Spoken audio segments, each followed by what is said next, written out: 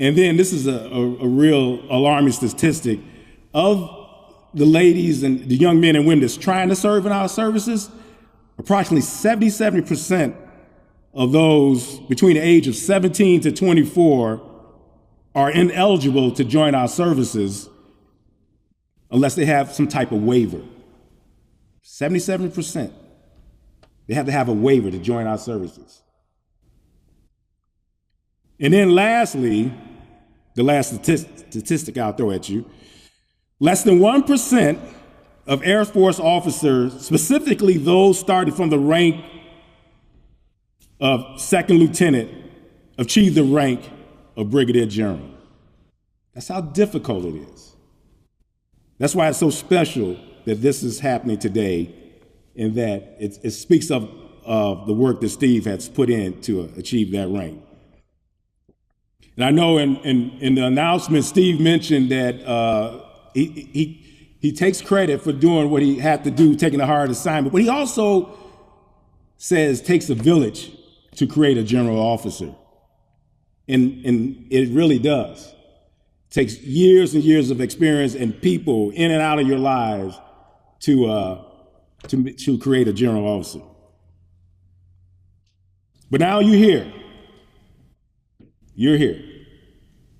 And I'll keep it simple. You have two jobs to do now that you're here. The first job is to take care of the people that you're responsible for, first and foremost. If anything come before the people that serve for you, you're dead wrong. It's all about the people that serve for you. The people in our organization are our most precious commodity, and we have to take care of them. We have to make sure that they're taking care of their requirements to be promoted, going to schools. I used to always tell my young soldiers, when it comes to military education, there's never a good time to go. Never. You just got to do it. Like Nike, just do it.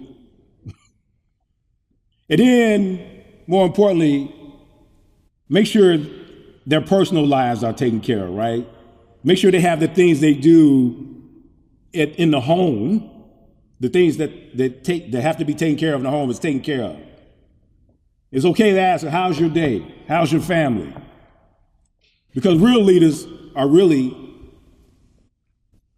they really care about the people they're in charge of. And that's some of the things that they ask.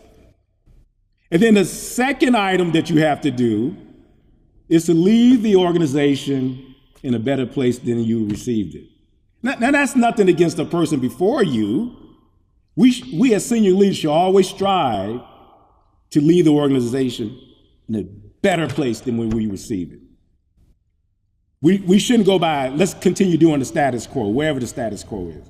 That's not your job. Your job is to look at the organization and say, how can I take it to the next level? And if you do that, by the time you move on, you would have succeeded.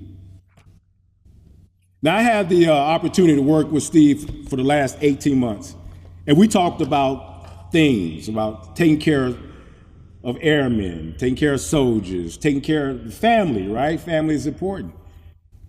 And when you make a decision to place someone in a position that Steve is about to be placed in, you have to know that person. You have to know that that person cares about the organization and cares about people. And I'm glad to say that in getting to know Steve these last 18 months, I'm more than convinced that he's the right person to do this job.